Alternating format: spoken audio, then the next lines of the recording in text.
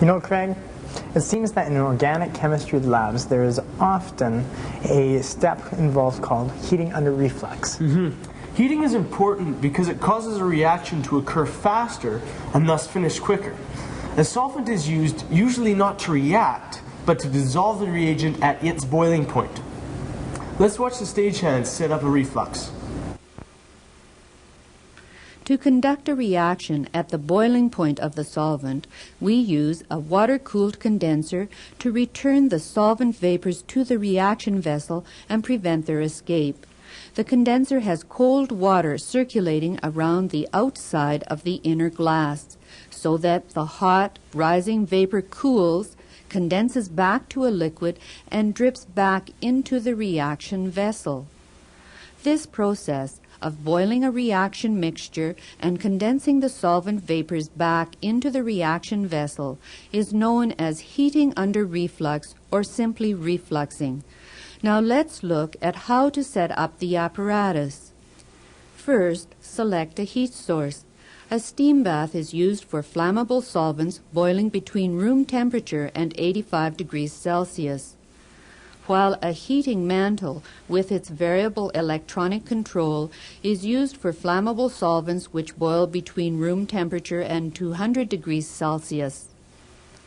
Sometimes you may choose a Bunsen burner for non-flammable solvents such as water, which boil between 100 and 200 degrees Celsius.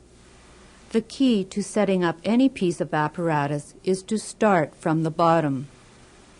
Usually you start by setting a lab jack in place. Lab jacks are used because they provide a quick and easy way to remove your heat source. They are not usually used with a Bunsen burner, but are convenient to use with a steam bath. Place the bath on the jack and make sure that it is stable. Then test to see if the jack moves up and down freely and that your hose are of appropriate length. Select the flask size so that it will be no more than half full when all reagents are present.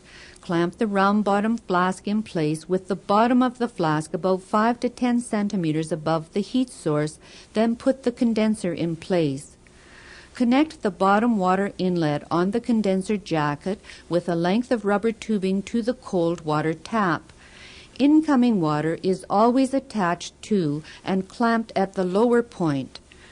Run another length of tubing from the water outlet, the upper connector, to a sink, making sure that it is long enough to prevent splashing when the water is turned on. Secure the hoses to the condenser and to the tap with small clips to prevent water leakage. Failure to properly secure your hoses can lead to pop-offs, which may decrease your popularity with your lab mates. Turn on the water carefully so that the condenser jacket fills slowly with water from the bottom up. Air bubbles are common but will bleed out.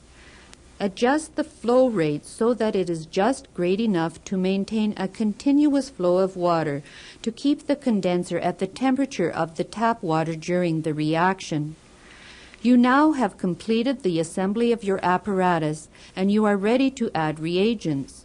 First, remove your condenser carefully and place it on the bench.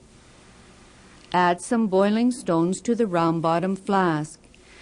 If you must add a solid reagent, it is transferred to the flask using a powder funnel or folded piece of paper.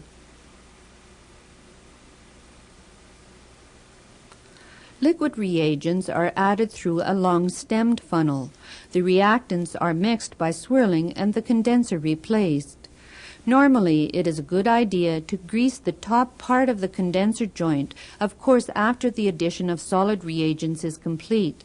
This stops the joints from freezing, that is, sticking together. It is important to add boiling stones before heating begins, since the liquid may froth violently and boil over if they are added when the liquid is hot. Although it may be spectacular as the solvent shoots out the top of the condenser, it is dangerous, and also annoying to have to set up your reaction again. Always add 1 or 2 new boiling stones to a cooling liquid before reheating. This is because liquid is drawn into the pores of a boiling stone when boiling stops, making the stone less efficient. You are now ready to start heating. Raise the lab jack up to the bottom of the flask and slowly apply heat. Open the steam in this case, and note when the solvent starts to reflux. Directly in line with the bottom of the hose, we see vapors passing into the condenser, forming a reflux ring of condensate. Below, solvent will be seen flowing back into the flask. Above, the condenser will be dry. The vapors should rise between the water in and water out portion of the condenser. If they rise to the top of the condenser or are seen being emitted into the room, too much heat is being supplied to the flask or the flow of water through the condenser is insufficient. When reflux is complete, turn off the heat source and remove it from contact with the flask. Cool the apparatus to room temperature, then turn off the condenser water. Clean the reaction flask as soon as possible so that residues do not dry on the glass. Let's review the steps.